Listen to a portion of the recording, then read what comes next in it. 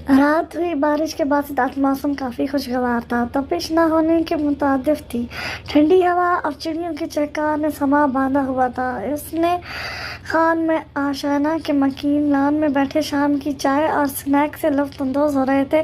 अफशीन, फातिमा और प्रीशे अपनी बातों में लगी हुई थी, जबकि बहरोज गुल की बातों को दिलचस्पी से सुन रहे थे। दूसरी तरफ आबाद अफनान ऑफिस की किसी फाइल पर बहस में मुश्किल थे। वो मैं आप लोगों को बताना भूल गई। एकदम फातिमा को कुछ याद आया तो उन्होंने खुद को मलामत किया। बाकी सब भी अपना काम छोड़े उसकी जानिब मुतवज्जो हुए। कौन सी बात फातिमा? अफशीन ने तसव्वुत से के आलम में इसकी तरफ देखा। प्रीशे को देखने का लड़के वाले आ रहे हैं। सबके चेहरों पर खुशगवार हैरत उभरी सिवाय गुले लाला के। Not again bro. गुल की बुड़बुड़ाहट पर ब्रोज ने उसे मलामत नजद नजरों से घूरा तो वो खिसकानी से होकर मुस्कुराई। ये तो बहुत अच्छी बात है। इंशाअल्लाह सब अच्छा होगा। ब्रोज ने दिल से दुआ दी। इंशाअल्लाह भाई साहब, बस अपनी लाडली भतीजी को कह देंगे कल अपनी ज़बान को अंदर ही रखे और कोई हंगामा ना करे। और फातिमा अपनी बेटी की चर्ब ज़बानी के क्लब देख चुकी थी, तभी पहले ही बावर कराना शिद्दत ज़रूरी था। सीरियसली मोरे, मैं हंगामा करती हूँ या वो क्यों मेरी बहन पर उंगली उठाते हैं? अगर आज भी यही सब हुआ तो हंगामा बर्पा होगा और आप जानती हैं कि कोई मुझे रोक नहीं सकता। और प्लीज़ मोरे, कब तक आप लोगों की घटिया सोचों से डरते डरते ज़िंदगी गुजारते रहेंगे? जब तुम इंसान खुद की कदर नहीं करता, कोई दूसरा भी इसकी कदर नहीं करता। हम आम मखलूक नहीं बल्कि अशरफ अल मखलूकात हैं। गुस्से से लंबे लंबे डाक भरती वो घर के अंदरूनी हिस्से की जाने बढ़ गई। फातिमा मकसूद अफसोस ही कर सकती थी। देखा भाई, आपने इस लड़की की लंबी ज़बान में प्रीशे का घर नहीं बसने देना। फातिमा, गुले लाला ठीक कह रही है। हमारी परी इतनी कोई गई गुजरी नहीं है कि कोई भी मुंह उठाकर कुछ भी कह देगा। और ये अफनान खान की बेटी है, कोई उंगली उठाकर तो देखे, हम तो उंगली ही तोड़ देंगे। बेरोज और अफशीन ने बेवक्त अफनान की हाँ में हाँ मिलाई। एक काम थी जो अब पूरा खानदान ही उसकी ज़बान बोलने लग गया। फातिमा ने अफसोस से पेशानी पर हाथ मारा। मोड़े छोटी माँ, बड़ा मोर।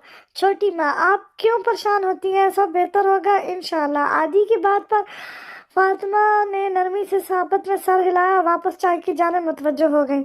अगला पूरा दिन गुले लाला ने कोई भी हंगामा बर्पा ना करने की मशक की थी। अब ये मशक कितनी कारामद थी ये तो लड़के वालों के सामने ही मालूम होना था।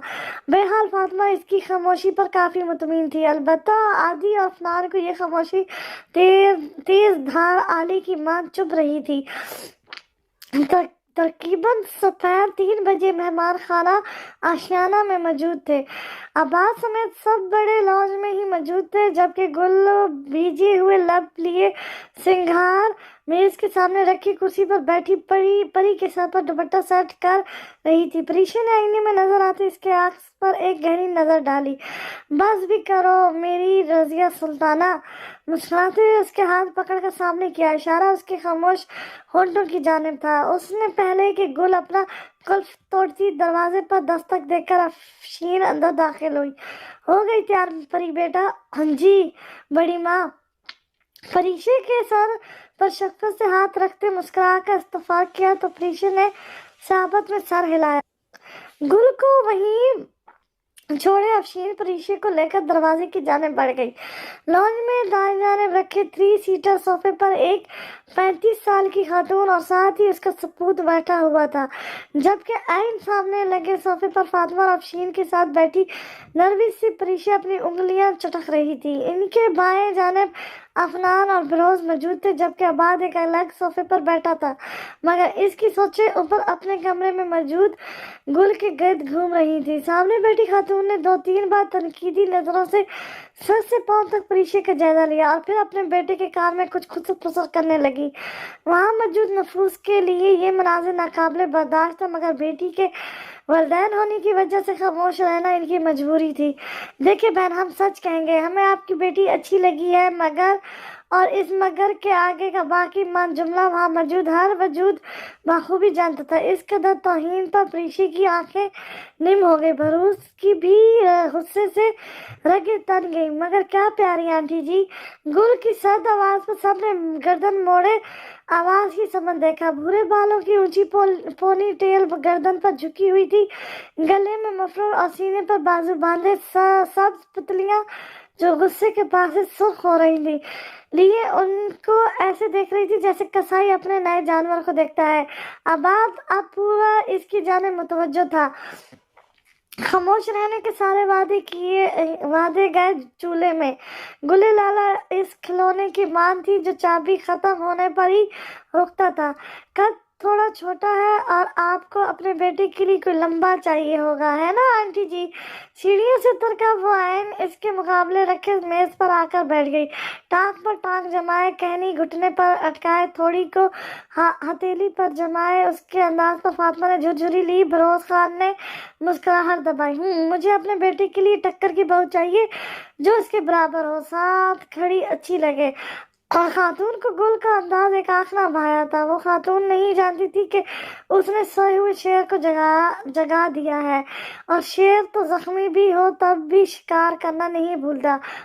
بری قسمت! تو آپ کو مویشی منڈی جانا چاہیے تھا، کیونکہ افریقن ایناکونڈا، اللہ جی معاف کرنا، کے لیے ٹکر مارنے والی مخلوق آپ کو وہیں مل سکتی ہے۔ اور جہاں تک بات ہے برابری کی، تو آپ کو بہو چاہیے یا جالے صاف کرنے کے لیے ڈنڈا؟ دائیں جانب پڑی پلیٹ سے کوکیز اٹھا کر منہ میں ڈالتے انہیں مفت مشورے سے نوازا۔ توبہ توبہ، زبان تو دیکھو، نہ بولنے کی تمیز اور نہ ہی بیٹھنے کا سلیقہ۔ ایسے گھر میں رشتہ کر کے میں نے اپنی ناک نہیں کٹوانی۔ خاتون نے باقاعدہ استغفار پڑھتے کانوں کو ہاتھ لگایا۔ آخر کیوں یہ لوگ جلتے لاوا میں ہاتھ ڈالتے ہیں اور پھر یہ تمنا کرتے ہیں کہ وہ آگ انہیں راحت پہنچائے؟ چی آپ تو ابھی سے ڈر گئی۔ ابھی آپ نے میری زبان کے ساتھ ساتھ ہاتھوں اور ٹانگوں کے جوہر بھی ملاحظہ فرمانے ہیں۔ اور جہاں تک بات ہے ناک کی، وہ تو کافی لمبی ہے، آدھی کٹ بھی گئی تو کوئی مسئلہ نہیں ہے جی۔ ایک منٹ، ذرا پانی پی لوں؟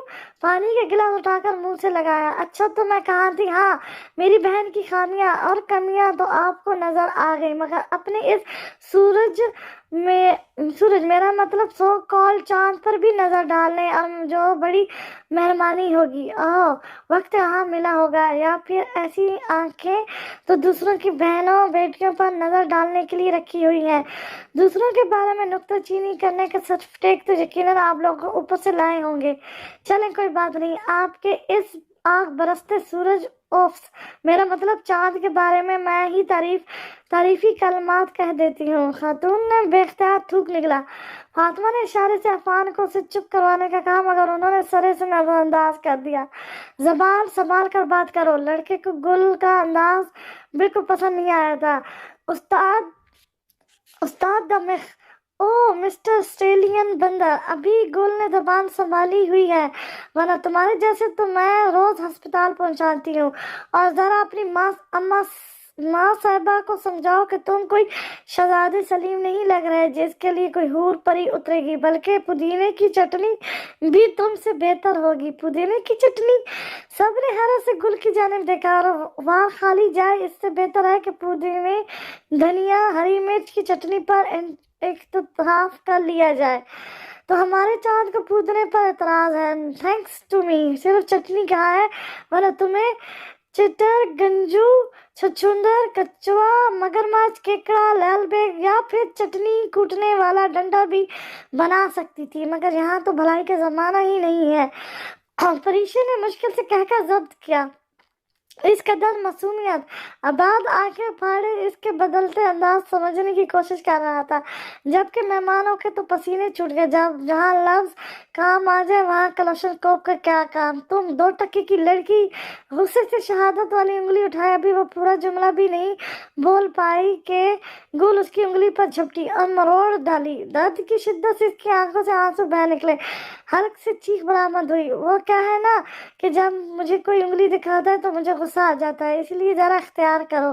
جھٹکے سے انگلی چھوڑتے مطالعہ کرنا ضروری سمجھا اور جو بھی تمہارا نام ہے، بھیڑیا، ڈائناسور، شتر مرغ یا جو بھی، شکر کرو کہ میں پیار سے بات کر رہی ہوں، ورنہ جس زبان سے میری بہن کے خلاف لفظ نکالے ہیں وہ دوبارہ کوئی لفظ کہنے لائق نہ رہتی۔ اور شکل و صورت، کٹ کاٹ، یہ سب اللہ پاک کے ہاتھ میں ہوتا ہے، وہ جسے چاہتا ہے زیادہ دیتا ہے اور جسے چاہے کم دے۔ آپ ہوتے کون ہیں اس کی تخلیق پر سوال اٹھانے والی؟ آپ کو یہ حق کس نے دیا؟ اور جس خوبصورتی کے لیے میری بہن پر سوال اٹھا رہی ہیں وہ ڈھل جائے گی، کیونکہ وہ ڈھلنے والی ہے۔ کوئی بھی چیز ہمیشہ نہیں رہے گی سوائے اس پاک رب کے جو تھا، ہے اور رہے گا۔ پریشا نے فخر سے اپنی بہن کو دیکھا تھا جو اس کے لیے ایک ڈھال کا کام کرتی تھی۔ چلو یہاں سے، بہت بےزتی ہو گئی۔ اپنے بیٹے کا ہاتھ پکڑ کر خاتون غصے سے صوفے سے اٹھ کھڑی ہوئی۔ اور آپ کیا رشتے سے منع کریں گی؟ ہم خود بھی ایسے تنگ نظر اور منافق لوگوں کے گھر کبھی اپنی بہن کا رشتہ نہیں کریں گے۔ آباد کی آواز نے جہاں سب کو ٹھٹکنے پر مجبور کیا، وہیں خاتون نے غصے سے پاؤں پٹک کر باہر کی جانب قدم بڑھائے۔ گل کے دل نے حالات بدلے تھے۔ پریم ایسے پریت نہ کریو جیسی کرے کھجور، دھوپ لگے تو سایہ نہ ہی، بھوک لگے پھل دور۔ پریت کبیرہ ایسی کریو جیسی کرے کپاس، جیو تو تن کو ڈھانپے، مرو نہ چھوڑے ساتھ۔ پریت نہ کیجیو پنچھی جیسی جل سوکھے اڑ جائے، پریت تو کیجیے مچھلی جیسی جل سوکھے مر جائے۔ اور ہاں، یہ جتنا سامان آپ ہمارے گھر سے اپنے پیٹ شریف میں بھر کر جا رہی ہیں، اس کے پیسے بھجوا دیجیے گا۔ گل نے پیچھے سے ہانک لگائی تو پیچھے اور آباد نے بیک وقت نفی میں سر ہلاتے اس کی جانب دیکھا، جو اب اطمینان سے سامنے صوفے پر بیٹھی کوکیز کھا رہی تھی۔ تھینک یو سو مچ گل۔ پریشا بھاگ کر اس کے گلے لگی تو گل نے کس کر اسے گلے لگا لیا۔ وہ جیسی بھی تھی، جلاد ہلاکو خان کی شاگرد یا پھر رضیہ سلطان، لیکن وہ ہمیشہ سچ بولتی تھی جو دل میں، وہی زبان پر۔ دوپہر کے ہنگامے کے بعد گھر میں کافی سناٹا تھا، یوں جیسے طوفان کے آنے سے پہلے کا سندیسا۔ پریشا اور بروز کسی بزنس میٹنگ کے لیے گئے ہوئے تھے، جبکہ افشین اور فاطمہ لاؤنج میں بیٹھی اپنی کسی سہیلی سے بات کر رہی تھی۔ ہماری پیاری جلاد کچن میں چولہے کے آگے کھڑی اپنے شیطانی منصوبے کو عمل جامہ پہنا رہی تھی، جبکہ اس کی ساری سوچیں دوسرے پورشن میں موجود آباد کے گرد گھوم رہی تھی۔ اس کے فرشتوں کو بھی خبر نہیں تھی کہ آج اس کے ساتھ کیا ہونے والا ہے۔ لوئی مورے کسٹرڈ کے بال سامنے میز پر رکھتے نرم سا تاثر لیے انہیں مخاطب کیا۔ فاطمہ کو دال میں کچھ کالا ہونے کا شک ہوا، لیکن اب انہیں کون بتاتا، یہاں تو پوری دال ہی کالی ہو چکی تھی۔ گل، کسٹرڈ تو واقعی بہت مزے کا ہے۔ افشین نے مسکراتی ہوئی دل سے تعریف کی، جسے گل نے خندہ پیشانی سے وصول کیا۔ میں یہ آدھی کو دے کر آتی ہوں۔ اضافی بال اٹھائے وہ دھیرے سے درمیانی دروازہ کھول کر بروز کے پورشن میں داخل ہوئی۔ ارد گرد نظر دوڑاتی اس نے آباد کی موجودگی کا بھانپا اور اوپر والی سیڑھیوں کی جانب بڑھ گئی۔ آباد جو صوفے پر لیٹا سمیرہ احمد کی کتاب طائف عشق پڑھنے میں محو تھا، اس کی چنگھاڑتی آواز سن کر صوفے سے نیچے گر پڑا۔ اس کی حالت دیکھ کر گل لیلا کی ہنسی چھوٹ گئی۔ کیا یار چوزے، پاگل، کتنے ڈرپوک ہو تم۔ بال کو میز پر رکھ کر اس کے بستر پر آ کر بیٹھی، ٹانگ پر ٹانگ جمائے۔ جب سامنے ہلاکو خان کی شاگرد ہو تو میرے جیسا کمزور دل والا کہاں برداشت کر پائے گا۔ فرش سے اٹھ کر صوفے پر بیٹھتے آباد نے سرگوشی کی۔ کچھ کہا؟ جانچتی نگاہوں سے اس کی جانب دیکھتے استفسار کیا۔ نہیں تو بڑوں کے چھتے میں ہاتھ ڈالنا کہاں کی عقل مندی ہے۔ دوسرا جملہ دل میں کہا تھا، ورنہ گلے لالا نے تو بلا سوچے سمجھے سے کلاشنکوف کے آگے کھڑ دینا تھا، اور بیچارہ چودہ شادی کا خواب آنکھوں میں سجائے شہادت کا تمغہ لیے جہان فانی سے کوچ کر جاتا۔ تمہارے لیے یہی بہتر ہے۔ ایک ادا سے سر کو جھٹکا تو بھورے بالوں کی پونی ٹیل گردن پر جھول گئی۔ بعد میں اس مناظر سے نظریں چرائیں۔ اچھا، وہ میں تمہارے لیے کسٹرڈ لائی تھی، کھا کر بتاؤ کیسا بنا ہے۔ باؤل اس کے ہاتھ میں پکڑاتے بچوں کی مان اشتفاق امیز لہجہ اپنایا۔ آباد نے حیرانگی سے ایک نظر کسٹرڈ پر ڈالی اور پھر گل کو دیکھا۔ جب جنگلی بلی پہلی بار خود کو بنا کر لائے تو حیران ہونا تو بنتا ہے۔ اب یہ تو کھانے کے بعد پتہ چلتا کہ حیرانی برقرار رہنے والی تھی یا اس سے بھی بڑا دھچکا مظلوم چوزے کا منتظر تھا۔ اب بعد میں جیسی پہلا چمچ بھر کر منہ میں ڈالا، اس کی آنکھیں حیرت سے کھل گئی۔ ارے کسٹرڈ خراب نہیں تھا کیونکہ بیچاری بلی پر شک کرتے ہو، بلکہ کسٹرڈ تو بہت مزے کا بنا تھا۔ دیکھتی دیکھتے وہ 5 منٹ سے بھی کم وقت میں بول میں موجود کسٹرڈ کا سوایہ کر گیا اور اب انگلیوں سے اس کے کناروں کو صاف کر رہا تھا۔ گلے لالہ محیط سے اس کی ایک ایک سرگرمی دیکھ رہی تھی۔ کیسا لگا؟ ٹانگ پر ٹانگ جمائے کہنی کو گھٹنے پر اٹکائے اشتقاق سے پوچھا گیا۔ زبردست، انفیکٹ میں نے اتنا مزیدار کسٹرڈ آج تک نہیں کھایا۔ ذائقہ بھی بہت الگ تھا، ایک ایک لفظ سچائی لیے ہوئے تھا، مگر گل کی آنکھیں کچھ اور ہی کہہ رہی تھیں۔ آدھی کو دال میں کچھ کالا ہونے کی بجائے پوری دال کے کالی ہونے کا شک گزرا، مگر اب تو پانی سر سے گزر چکا تھا۔ اچھا، وہ تمہیں پرسوں والی چھپکلی یاد ہے جو میں نے ماری تھی؟ آدھی نے حیرت سے اسے دیکھا۔ بھلا یہاں چھپکلی کا کیا تذکرہ؟ جی، مگر اس کا یہاں کیا کام؟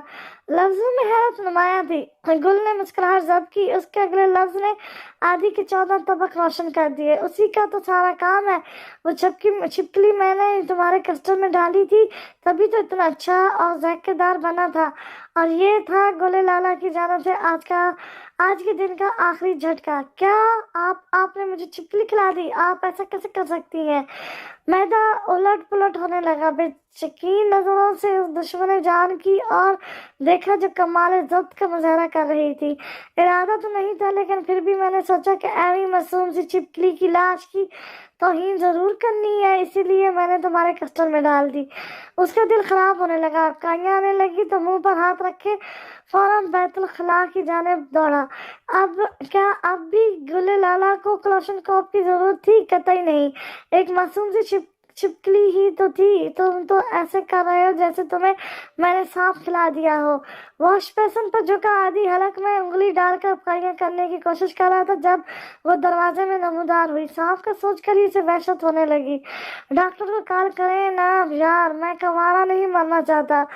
آدھی تو رو دینے کے در پر تھا، پلکوں پر ٹھہرے آنسو چھلکنے کو بے قرار تھے۔ اب کائیوں کی وجہ سے اس کی حالت پتلی ہو گئی۔ دیوار کا سہارا لیے وہ واپس صوفے پر آ کر لیٹ گیا۔ ویسے چوزے، اگر تم مر گئے تو؟ نیم آنکھوں سے اسے سامنے کھڑی دشمن کو دیکھ کر جو اس کے دل کی حالت سے بے پرواہ اس کے مرنے کی بات کر رہی تھی، بے اختیار ہی اسے بہت سارا رونا آیا۔ ایسی باتیں کیوں کر رہی ہو؟ ڈاکٹر کو کال کریں نا پلیز، وہ بے اختیار ہی چیخا تھا۔ کشیدہ پیشانی شفاف قطروں سے نم ہونے لگی، ہتھیلیاں بھیگنے لگیں، حلق میں کانٹے اڑ گئے۔ اس کی حالت دیکھ کر گل کو صحیح معنوں میں فکر مندی نے آن گھیرا۔ ارے میں مذاق کر رہی تھی، تم تو واقعی میں مرنے والے ہو گئے ہو۔ توبہ ہے آدھی، یہ لو پانی پیو۔ فوراً پانی کا گلاس اٹھا کر اس کی جانب بڑھایا، جس سے وہ ایک ہی سانس میں گھٹ پی گیا۔ ایسا مذاق کون کرتا ہے؟ پانی کا گلاس واپس پکڑاتے شاہ کی نظروں سے اس کی جانب دیکھا تو مقابلے نے بے نیازی سے کندھے اچکائے۔ لیو نہیں، کہکہ لگا کر باؤل اٹھائے وہ دروازہ کھول کر باہر نکلی۔ آدھی پورے واقعے کو سوچ کر جھرجھری لیتا دوبارہ صوفے پر ڈھک گیا۔ چند ہفتوں سے ارہم کی شکل خان ہاؤس میں نظر نہیں آئی تھی، جس کی وجہ سے پریشا کافی سکون میں تھی اور فی الحال وہ ارہم نامی بلا کو بھولی ہوئی تھی۔ لیکن کوئی اسے وقت پر بتا دیتا کہ کچھ بدصورت بھوت اتنی جلدی پیچھا نہیں چھوڑتے، انہیں ایک آدھا سیکھ دینے کا احسان لینا ہی پڑتا ہے۔ ارہم بھی انہی لوگوں میں سے تھا۔ کمرے کی کھلی کھڑکی کے پاس رکھے کوچ پر بیٹھی وہ سامنے رکھی فائل کا مطالعہ کرنے میں مصروف تھی۔ پین کو عادتاً منہ میں ڈالے پیشانی پر بل ڈالے وہ پچھلے آدھے گھنٹے سے ایک ہی پوزیشن میں بیٹھی ہوئی تھی۔ انگڑائی لینے کے انداز میں گردن اٹھائی، آنکھیں یوں ساخت ہو گئیں جیسے بھوت دیکھ لیا ہو۔ اور واقعی وہ خوبصورت بھوت جانے کتنی دیر سے دروازے کے ساتھ ٹیک لگائے سینے پر بازو باندھے فرصت سے اسے دیکھنے میں مصروف تھا۔ پریشی کی آنکھوں میں حیرت کی جگہ غصہ در آیا۔ سامنے والا اس کے بدلتے رنگ سے محظوظ ہوا ہوا تھا جس کا اندازہ اس کے چہرے پر بگڑی 32 میٹر طویل مسکراہٹ سے لگایا جا سکتا تھا۔ آپ میں تمیز نام کی چیز ہے یا نہیں، یا پھر خالہ نے آپ کو کسی لڑکی کے کمرے میں جانے کے آداب نہیں سکھائے؟ پریشی نے غصے سے دانت پیسے۔ مقابلہ ڈھیٹوں کی عملی تصویر بننا شیطانی مسکراہٹ لیے اس کے بستر پر آن بیٹھا۔ پریشی کے تو گویا تن من میں ہی آگ لگ گئی۔ پری جانم، اتنا غصہ صحت کے لیے اچھا نہیں ہوتا۔ یوں کہا جیسے دونوں کے درمیان پچھلے جنم کی دوستی رہی ہو۔ کاش یہاں گل ہوتی، یا پھر وہ گل جتنی نڈر ہوتی۔ پریشی کے ہتھیلیوں کو مسلتے غصے سے سوچا، مگر وہ تو پریشی تھی، چھوٹی چھوٹی باتوں پر ڈر جانے والی، رو دینے کو ہر پل تیار۔ شٹ اپ، بکواس بند کریں اپنی اور میرے کمرے سے نکلیں۔ لہجے کو مضبوط بناتے ہاتھ اٹھا کر دروازے کی جانب اشارہ کیا، حالانکہ دل نیندوں سے لہز رہا تھا۔ اگر کسی نے احرام کو یوں اس کے کمرے میں دیکھ لیا تو اس سے آگے وہ سوچنا ہی نہیں چاہتی تھی۔ اتنی بھی کیا جلدی ہے، ابھی تو آیا ہوں، اور وہ بھی اتنے دن بعد، ذرا فرصت سے دیدار تو ہو جائے۔ ٹانگ پر ٹانگ جمائے، کہنی کو گھٹنے پر اٹکائے، تھوڑی ہتھیلی پر رکھے، وہ اسے یوں دیکھ رہا تھا جیسے دنیا میں کرنے کو کوئی دوسرا کام ہی نہ ہو۔ جا رہے ہیں یا میں کسی کو آواز دوں؟ دھمکی دینی چاہیے۔ شوق سے نہیں جانا، جب کوئی میرے یہاں ہونے کی وجہ پوچھے گا تو کیا بتائیں گی؟ ایسے لفظ سن کر وہ حقیقی معنوں میں ڈر گئی تھی، اور یہی اس کی زندگی کی سب سے بڑی غلطی ثابت ہونے والی تھی۔ پریشی نے بہت کمینے لوگ دیکھے تھے، مگر احرام جیسا گھٹیا انسان پہلی بار دیکھا تھا۔ شاید آپ کو آج تک کسی نے بتایا نہیں، لیکن میں آپ کو بتاؤں کہ غصے میں جب یوں لال پیلی آنکھوں سے گھورتی ہیں تو جو نشہ چڑھتا ہے وہ کسی شراب کی بوتل سے زیادہ طاقتور ہوتا ہے۔ پریشی کے ہاتھوں میں خنجر ہوتا تو وہ اسے مار کر سولی چڑھنے کو بھی تیار تھی، مگر افسوس خنجر تھا ہی نہیں۔ ہاتھ تھے مگر پریشی اس کے استعمال سے لابلد۔ افسوس کے سارے لفظ سندری پریشی کے نام۔ ابھی تو جا رہا ہوں، لیکن رات کو کال کروں گا، اٹھا لینا، ورنہ تم ابھی احرام کے دماغ سے واقف نہیں ہو پیاری لڑکی۔ مسکراہٹ اس کی جانب اچھالتا، سیٹی پہ کو بچاتا وہ باہر نکل گیا۔ پریشی بے جان سی صوفے پر آن گری، نمکین قطرے آنکھوں سے نکل کر رخساروں پر بہتے گردن کو ترک کرنے لگے۔ بدبخت احرام نے یہ جرأت کی، یہ سیاہ آنکھیں رونے کے لیے تو نہیں بنی تھی۔ کوئی جانتا ہے کانٹوں پر گھسیٹنے کا درد؟ نہیں تو پریشی افران سے پوچھ لے۔ بے بس انسان کے لیے بے بسی سے بڑی کوئی دوسری اذیت نہیں، لیکن یہ بے بسی بھی ہم خود اپنے آپ پر طاری کرتے ہیں، ورنہ انسان نائب خدا ہے، اور نائب اپنے جیسے انسانوں کے سامنے ہی بے بس ہونے لگے تو فائدہ۔ احرام کے بے رحم لفظ ابھی تک اس کے ذہن میں گردش کر رہے تھے۔ ٹھیک ہے کہ وہ اب پڑھے لکھے خاندان سے تعلق رکھتی ہے، مگر ان کی رگوں میں دوڑنے والا خون ابھی بھی ایک پٹھان کا تھا۔ اسے اپنی روایتیں اچھی طرح ارزب تھیں، اور یہ بھی کہ پٹھان غیرت پر کبھی سودا نہیں کرتے۔ سب سے بڑا ظلم تو اس نے خود پر کیا تھا کہ اسے گلد کی طرح بننا چاہیے تھا، مگر اس نے کمزور رہنے کو چنا۔ اگر انسان مستقبل میں اپنے فیصلوں کا رد عمل دیکھ لے تو کبھی ایسی کوئی فاحش غلطی نہ کرے، مگر انسان ہے نا، غلطی نہیں کریں گے تو انسان نہیں کہلائیں گے۔ ڈر قدرتی عمل ہے، لیکن اس کو بڑھاوا بھی ہم انسان ہی دیتے ہیں، ہر اس بات پر چپ ہو کر، خاموشی سے سہ کر جس پر بولنا انسان کا فریضہ ہے۔ دوسروں کا سوچتے ہوئے ہم ہمیشہ خود سے ناانصافی کر جاتے ہیں، اور پھر اس چیز کا خمیازہ ساری زندگی بھگتنا پڑتا ہے۔ جب ہم ڈرتے ہیں تو انسان کو شے ملتی ہے، اور پھر ہمیں زیادہ ڈرایا جاتا ہے، تب وہ یہ بھول جاتا ہے کہ جب اگلے کا ڈر ختم ہوگا تو وہ تم سے بڑی توپ بن جائے گا۔ انسان کو زیادہ کچھ نہیں تو اس معاشرے میں رہنے کے لیے بہادری کے 4-5 اقوال تو لازمی ضربت کر لینے چاہیے، تاکہ وقت پر استعمال کیے جا سکیں۔ پریشی نے کل سے 2-3 بار گلے لالہ و بات کو سب بتانے کی کوشش کی تھی، لیکن ایسی بات بتانے کے لیے جو ہمت اور لفظ پیش تھے، پریشے کے پاس اس کی واضح کمی تھی۔ تبھی وہ بنا کچھ کہے دروازے سے ہی پلٹ آئی تھی۔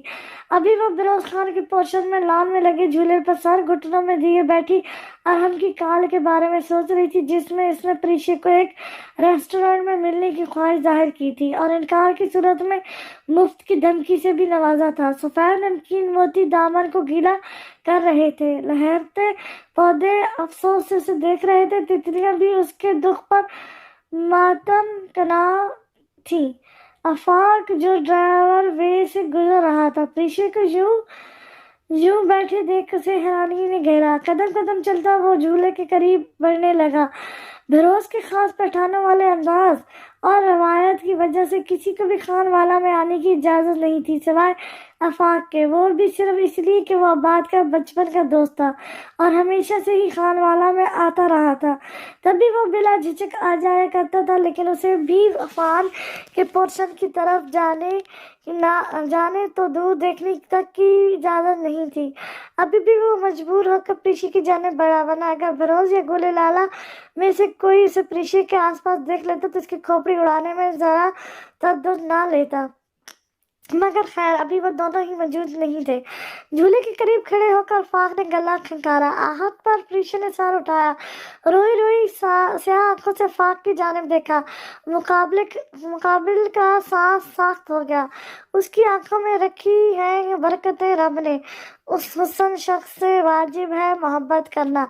اس سے لگا جب وہ کبھی آگے نہیں بڑھ پائے گا۔ اس لمحے یہ کیا ہوا تھا اس کے ساتھ؟ قدرت نے کون سا کھیل رچا دیا؟ بلوری آنکھوں میں تیرتی سیاہ پتلیوں نے ایک انسان کو وش میں کر لیا۔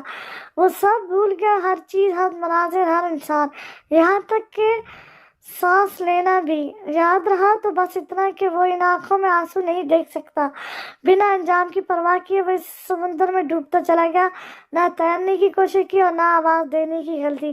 اسے لگا کہ ہاتھ پیر باندھ کر اسے بحر کی موجوں کے حوالے کر دیا گیا ہے، مگر وہ خوش ہے کیونکہ وہ ڈوبنے پر رضامند ہے۔ اس نے تیرنے کی کوشش نہیں کی، شاید وہ تیرنا بھول گیا تھا یا پھر تیرنا چاہتا ہی نہیں تھا۔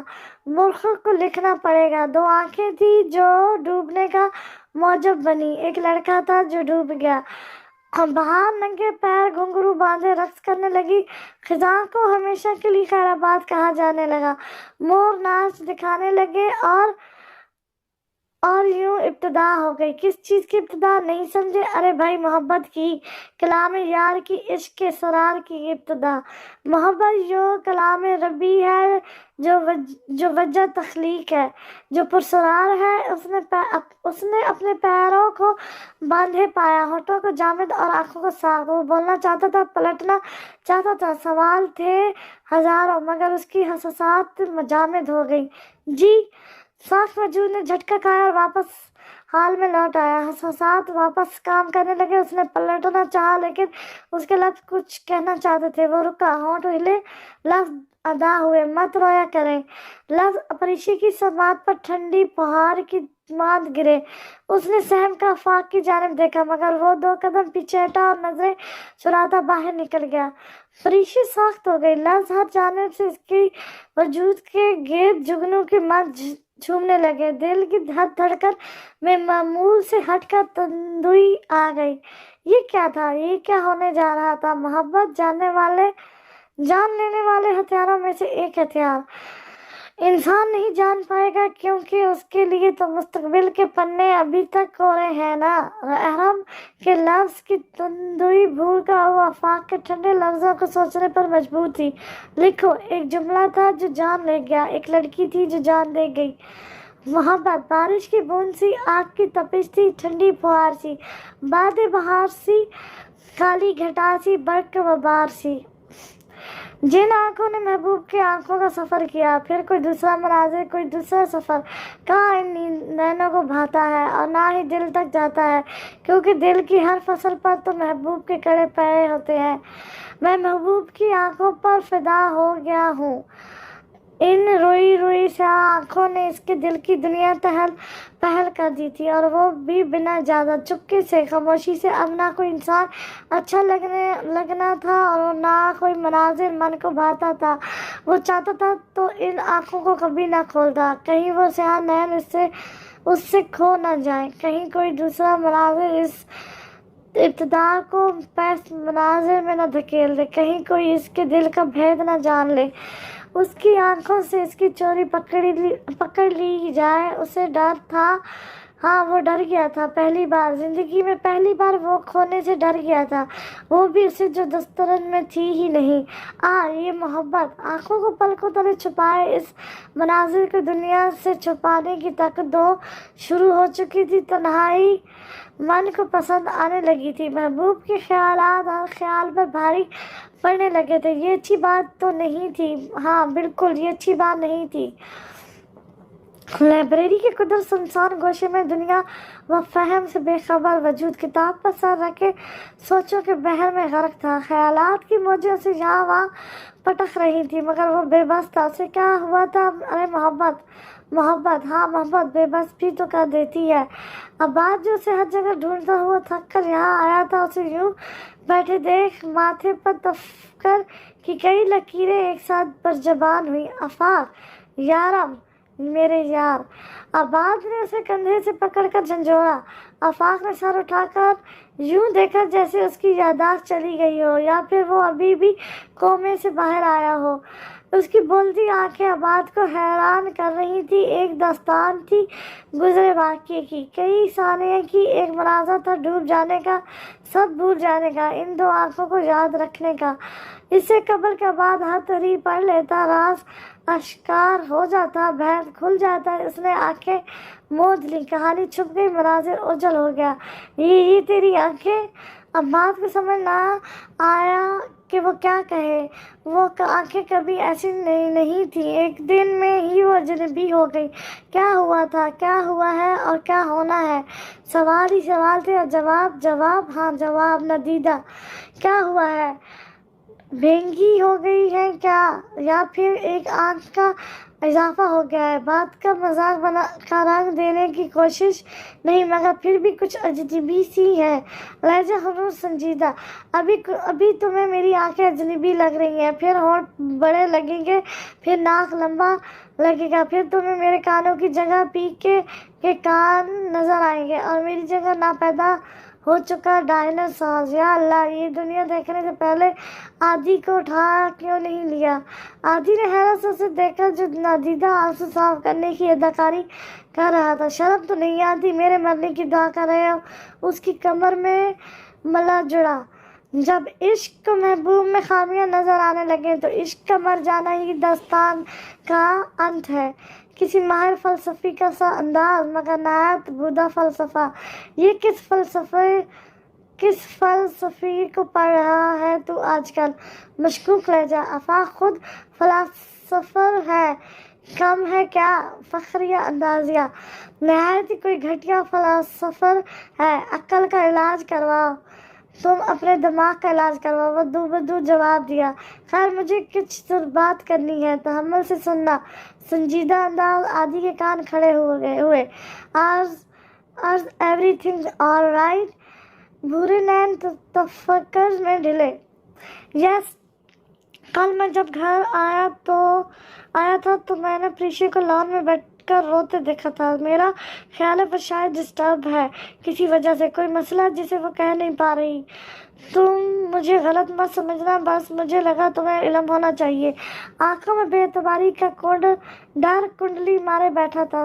مجھے بھی وہ کل سے الجھی لگ رہی تھی۔ مجھے لگا شاید آفس کے کسی کام کی وجہ سے ہو۔ بہت شکریہ یارم، دل سے کی جانے والی تعریف کا سا انداز۔ دل پر ہاتھ رکھ کر آفاق ذرا سا جھکا۔ تعریف سمو لینے کا انداز۔ تم بیٹھو، میں 2-3 کتابیں ایشو کروا لوں، پھر اکٹھے چلتے ہیں۔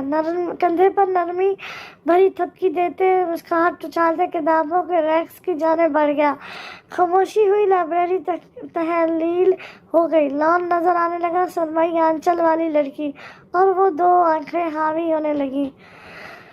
परीक्षा के गैर मामूली रवैये को गुल लाला और अब्बास समेत सबने नोट किया था, मगर अब्बास के अलावा किसी ने खातिर तवज्जो नहीं दी कि शायद ऑफिस के किसी प्रोजेक्ट की वजह से हो। अब्बास को किसी अनहोनी का अंदेशा था। यही बात जब उसने गुल के सामने रखी तो उसे भी तशवीश होने लगी। इसीलिए अब वो परीक्षा के सामने बैठी ज़ोंबी का रूप लिए उसे जांचती नजरों से देख कम और घू ज्यादा रही थी। इसकी एक्सरे करती नजरों से तंग परीक्षा पहलू बदल रही थी, मगर इस ज़ोंबी पर कोई असर नहीं हुआ था और ना ही पोजीशन में कोई फर्क आया था।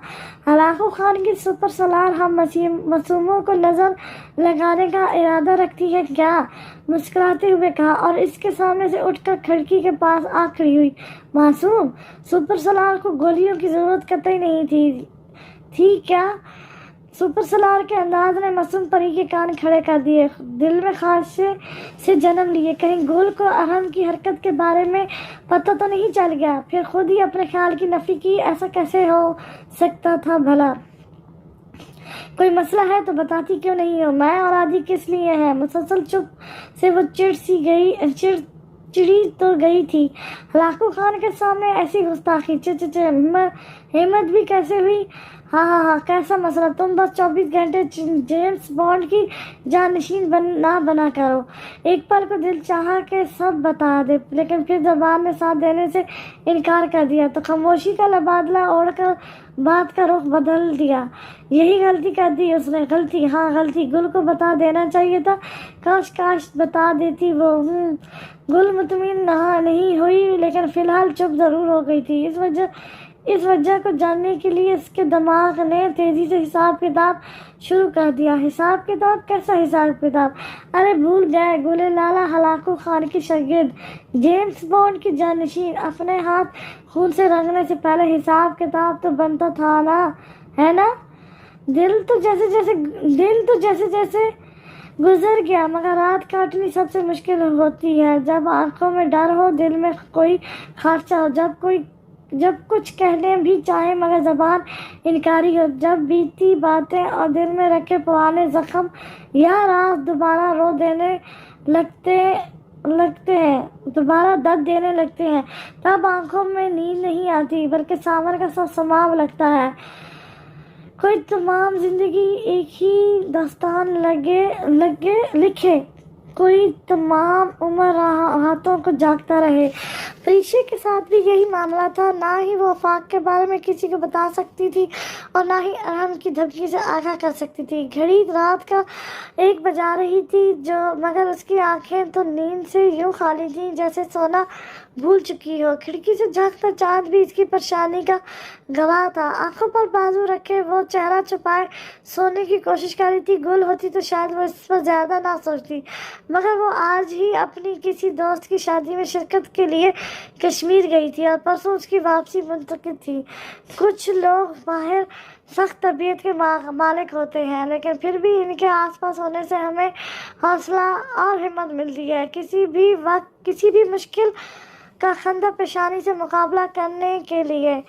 नींद की वादी में कदम रखे अभी मुश्किल 5 मिनट ही गुजरे थे कि मोबाइल पर होने वाली लगातार पैगामात की रिंगटोन ने इसकी नींद में खलल डाला। लम्हे भर को जैसे उसे समझ न आई कि क्या हो रहा हो।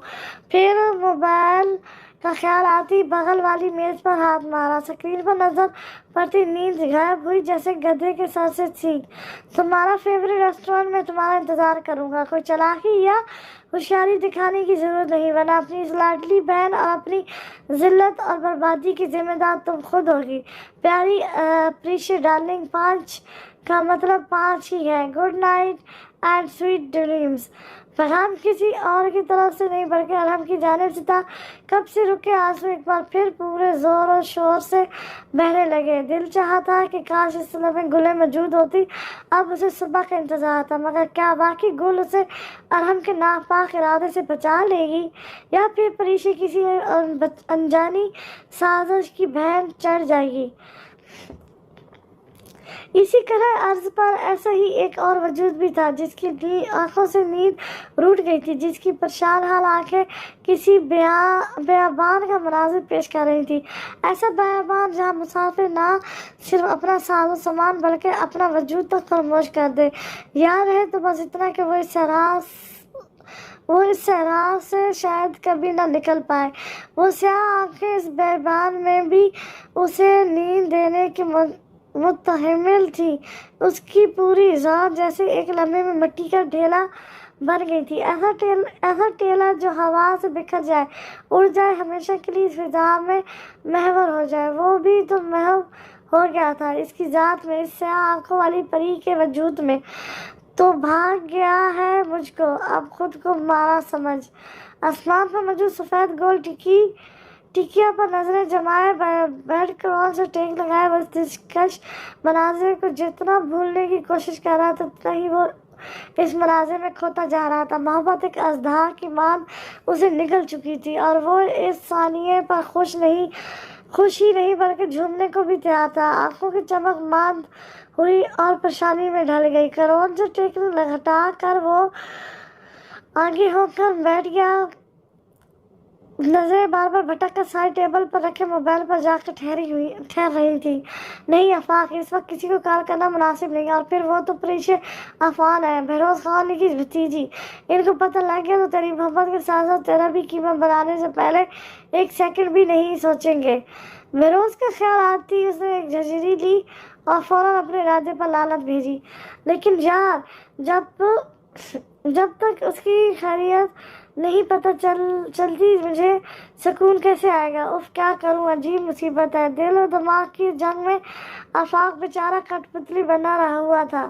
نہ دماغ کی مان کر کال کر سکتا تھا اور نہ ہی دل کی مان کر بھول سکتا تھا. ایک کام کرتا ہوں، آدھی کو کال کر کے پوچھ لیتا ہوں. ہاں یہ ٹھیک رہے گا. فوراً ایک خیال دل میں کوندا، لیکن اس سے بھی کیا کہوں گا. دماغ نے تہجد پیش کی. Shut up. دل کے ہاتھوں حاضر ہو کر وہ بستر سے اتر کر کھڑکی کے پاس کھڑا ہوا. اس پہر جلدی ٹھنڈی ہوا نے ماحول میں خنکی پیدا کی ہوئی تھی. ایک جھونکا اس کے وجود سے ٹکرا کر اسے مسرور کر گیا. ساری رات اب چاند کو تکتے نظروں میں کٹے گی. گندم کے سٹے کا سارا رنگ لیے سنہری دن اندھیرے کے پردے چاک کیے نامولود بچی کی طرح افق پر آنکھیں کھول چکا تھا. نوخیزی میں موجود سکون وجود کو بھلا لگ رہا تھا. شفیق کی لالی نے بیتی رات کی تاریکی کو مکمل بھلا دیا تھا. پیلے رنگ کی گھٹنوں تک آتی فراق کے ساتھ سفید ٹراؤزر اور زیب کیے وہ آسمان کا ایک ٹکڑا معلوم ہو رہی تھی. اونچی پونی ٹیل بنائے دوپٹے کو مفرق کی صورت میں گلے میں لٹکائے وہ باغیچے میں لگی گھاس کو پانی دے رہی تھی اور ساتھ ہی ساتھ زبلب پشتوں کا کوئی گیت گنگنا رہی تھی. گھر کے اندرونی حصے سے نکلتے آباد نے اسے دیکھا تو وہ خود کو روک نہ پایا اور قدم باغیچے کی جانب بڑھا دیے. کیا کر رہی ہیں؟ دوستانہ انداز میں مخاطب کرتا وہ جھولے کے ساتھ ٹیک لگا کر کھڑا ہو گیا. گل نے بنا گردن موڑے عجیب خونخوار نظروں سے اسے دیکھا. آدھی کچھ غلط پوچھ لیا کیا؟ اس کی نظروں سے خوف آباد نے فوراً دل میں اپنے لفظوں کو دہرایا. موت کے کنویں میں سائیکل چلا رہی ہوں. میں نے سوچا ابھی باغیچے میں سرکس لگی ہے تو لگے ہاتھوں میں بھی کربت دکھا دوں. صبح چیر پھاڑ کھانے والا انداز. میں تو بس ایسی ہی توقع کے برعکس آئے جواب پر آدھی فوراً ٹیک چھوڑ سیدھا ہوا اور دھیرے سے منمنایا. کیا میں تو بس دکھ نہیں رہا پانی دے رہی ہوں. پہلے دنیا میں نمونے کم ہے جو تم بھی بن گئے. آباد بیچارہ اپنی غلطی ڈھونڈنے کے چکر میں ہلکان ہو رہا تھا.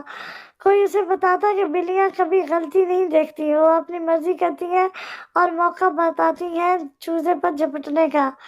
اب کیا ہر کام تم سے پوچھ کر کیا کروں نا؟ تم न तुम कौन सा मेरे मामे या चाचे लगते हो। अचानक गुल उसके सर पर आकर धाड़ी तो वो जो बेध्यानी में खड़ा था, लड़खड़ाने की वजह से नीम घास पर उसका पाँव फिसला। उससे पहले कि वो गिरता, गुल ने बर्वक्त उसका हाथ पकड़कर उससे आगे को खींचा। खुद को संभाल नहीं सकते, कल को बच्चे कैसे संभालोगे। जुमैनी बात पर आधी कानों तक सुर्ख हो गया। हथेलियां भीगने लगी, नफी में सारे लाती गुल उसे छोड़कर आगे बढ़ गई तो वो जो गुल के सहारे खड़ा धड़ाम से जमीन बोस हुआ। पैर पौधों के गुल की नकल करते अफसोस से नफी में सर हिलाने लगे। आज कितने ही दिनों बाद खानवाला के सब मकीन शाम की चाय पर इकट्ठे एक साथ बैठे खुशखबरियों में मसरूफ थे। ठंडी हवा के झोंकों ने गुल की तबीयत पर अच्छा असर डाला था। तभी वो सुबह की तरह फाड़ खाने वाला अंदाज बुलाए कह के लगाने में मसरूफ थी। यार आदि, इस लड़की में कोई इंसानों वाला गुण है या नहीं। गुल को देखती दिल में सोचा, तो तुम्हें क्या मैं चार पैरों वाला जानवर नजर आती हूँ। इससे पहले कि वो मजीद कुछ सोचकर मोबाइल पर आए नोटिफिकेशन ने इसकी तवज्जो अपनी जानिब खींची, जिसे पढ़कर उसके 14 की बजाय 24 तबक रोशन हो गए। फौरन बहुत सारा थूक निकला कि क्या ये टेलीपैथी भी जानती है। दिल 200 की स्पीड से धड़कते हुए सीने से फरार होने की को बरकरार था। नहीं, लेकिन मैं तुम्हें जरूर जानती हूँ मिस्टर आबाद बिरोज खान।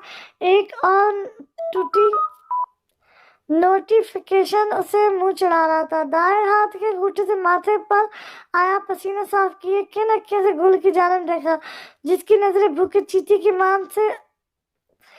की नजरों से मुशाबित थी। आदि ने फौरन रुख बदला और फान की जानिब मुतवज्जो हो गया।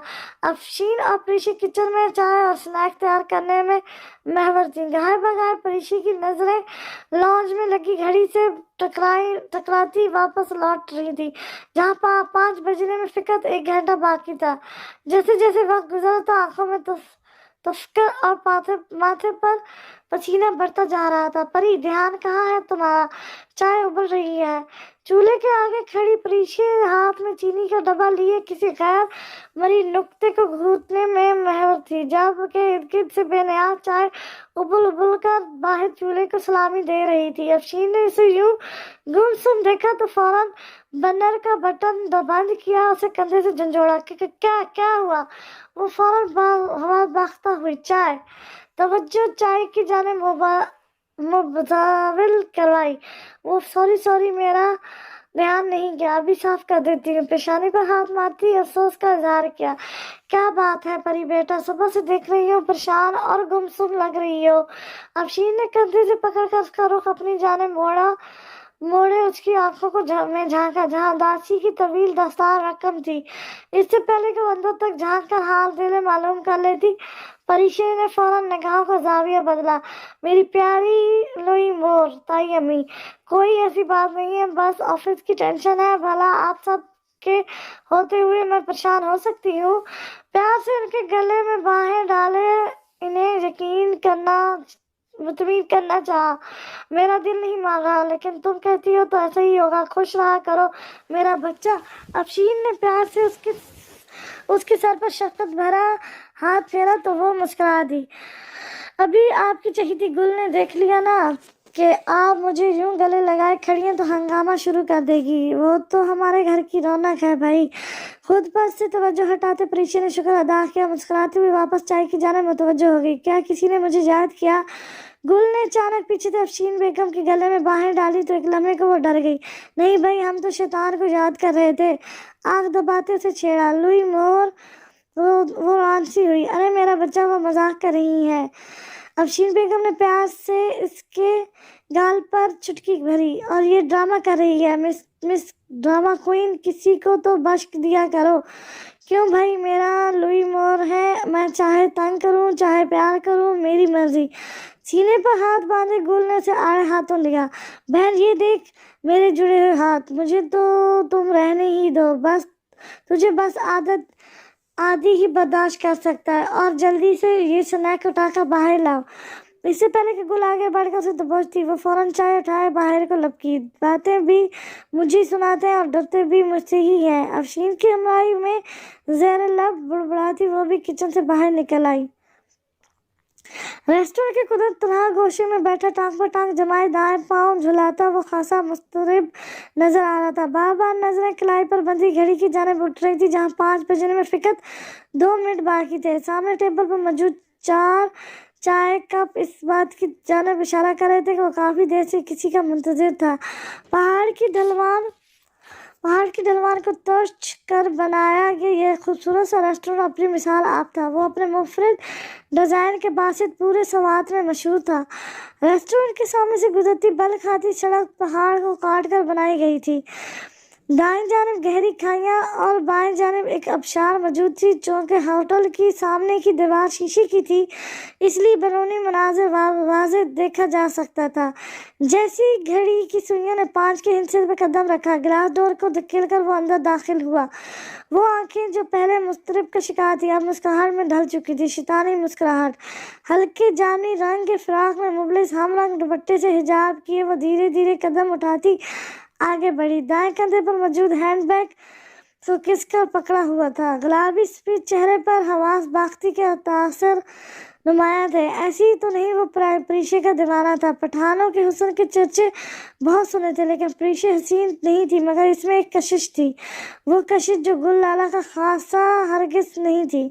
एक रखाव था इसकी शख्सियत में जो उसे बाकी लड़कियों से मुमताज करता था। बड़ी देर कर दी मेहरबान आते आते। अरहम ने कुर्सी के उठकर इसकी सामने वाली कुर्सी को खींचा और एक अदास से सीने पर हाथ रख के नीचे को झुका। क्यों बुलाया है मुझे यहाँ? प्रीशे ने खुद को मजबूत दिखाने की कोशिश की वरना अंदर से वो एक रू कांप रहा था। इतनी भी क्या जल्दी है प्री जानम? पहले खाएंगे पिएंगे बातें तो होती रहेंगी। कमीनी हंसी की नुमाइश करते वेटर को इशारा किया। अपनी पसंद का आर्डर नोट करवा कर वो वापस प्रीशे की जाने मुतवज्जो हुआ जो बरखिलाफ आदत दोनों हाथों को रगड़ रही थी। अपनी हद में रहे। अगर मैं यहाँ आने की गलती कर चुकी हूँ तो इसका ये हरगिज मतलब नहीं कि मैं कोई दूसरी गलती करूँगी।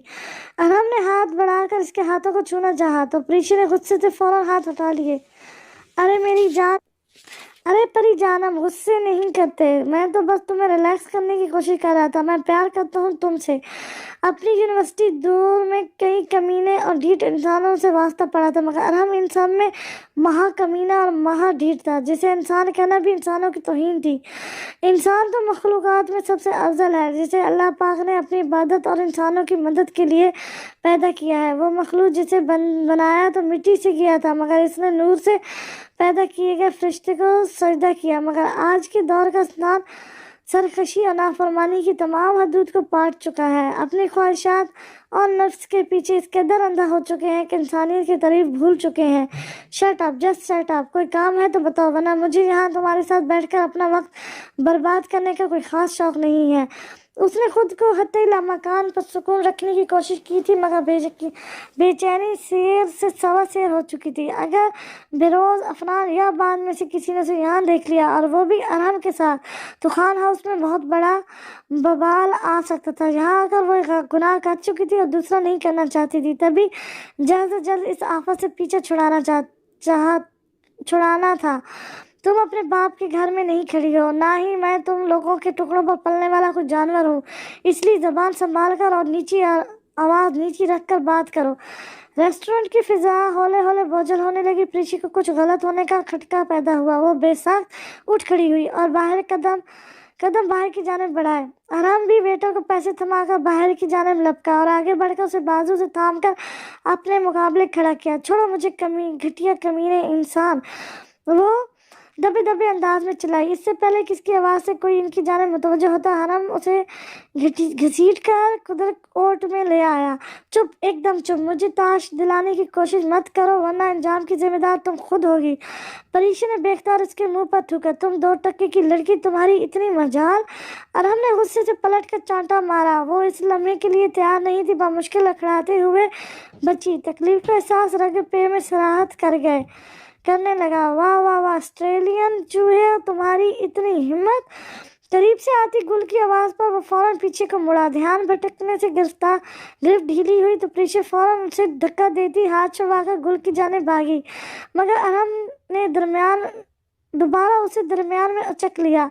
वैसे ऑस्ट्रेलियन चूहे होते भी हैं या नहीं? छोड़ो यार गुल, मैंने कौन सा सर्च कर रखी होगी। गुल लाला ने शहादत की उंगली गाल पर अटकाए लम्हे भर को सोचा। वैसे यार गुल, इसको चूहे से तशबीह दे दी है, कहीं बेचारा चूहा बुरा ना मान जाए कि मेरी शान में गुस्ताखी करने की हिम्मत क्यों की।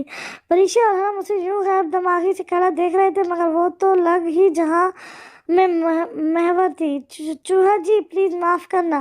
कान पकड़कर माफी मांगते हुए वापस आराम की जाने मुतवज्जो हुई। आए आए साली साहबा, मुझे पता नहीं था कि आप भी आने वाली हैं, वरना मैं अच्छा इंतजाम करता। गुले लाला को देखकर लम्हे भर को परेशान हुआ, मगर अब काफी हद तक संभल चुका था और अब धीरे धीरे पीजी खाई की जानिब कदम उठा रहा था। रूमी, वो धीरे से मुनमुनाई। सामने प्रीशे की सूरत में उसका माजी नजर आने लगा। प्रीशे की बेबसी और अरहम की सफाकियत उसे बहुत कुछ याद दिला रही थी, ऐसा कुछ जो उसके लिए तकलीफ दे था। मैं कुछ नहीं होने दूंगी रूमी, बहुत बड़बड़ाई, मगर बड़बड़ाहट इतनी वाज़ेह जरूर थी कि वो अरहम के कानों को वाज़ेह सुनाई दी। लखड़ाती जबान और कांपता जिस्म उसके अंदर का हाल अयां कर रहा था। दिमाग तो नहीं हिल गया साली साहबा, जो अपनी बहन में तुम्हें कोई रूमी टूमी नजर आ रही है? लगता है सदमा काफी गहरा लग गया है। अरहम की तंजी आवाज उसे वापस हाल में खींच लाई। तुम्हारी हिम्मत कैसी मेरी बहन को पर अपनी गंदी नजर रखने की? क्यों दी तुमने उसे तकलीफ? उसकी आंखों में जुनून था, तकलीफ थी, गुस्सा था। गुल तो किसी दूसरे को तकलीफ में नहीं देख सकती थी, ये तो उसकी बहन थी, उसकी दुख सुख की साथी। आगे बढ़ने की कोशिश मत करना, वरना अच्छा नहीं होगा तुम्हारी इस बहन के लिए। पीछे मौजूद खाई की जानिब देखते अरहम ने उसे वार्न किया। अंदर से उसका दिल लहज रहा था, क्योंकि वो गुल की तबीयत से बहुत अच्छी तरह वाकिफ था। वो प्रीशे की तरह नाजुक हरगिज़ नहीं थी, लेकिन एक लम्हे में ही मुकाबले को धूल चटाने की ताकत रखती थी। तुम्हें क्या लगा कि तुम उसे डराओगे, धमकाओगे और कोई तुम्हें कुछ नहीं कहेगा? जैसे जैसे वो आगे बढ़ रही थी, वैसे ही अरहम पीछे कदम ले रहा था। उसे यहाँ बुलाकर तुमने अपनी मौत को दावत दी है। अगर जिंदगी चाहते हो तो छोड़ दो उसे, वरना मैं भी नहीं जानती कि तुम्हारे साथ क्या होगा। उसकी घरहाट पर प्रीशे और अरहम कहाँ कर रह गए। प्रीशे की आंखों में बिखरी अजियत उसे माजी के तारीख पन्नों के सफर पर मजबूर कर रही थी।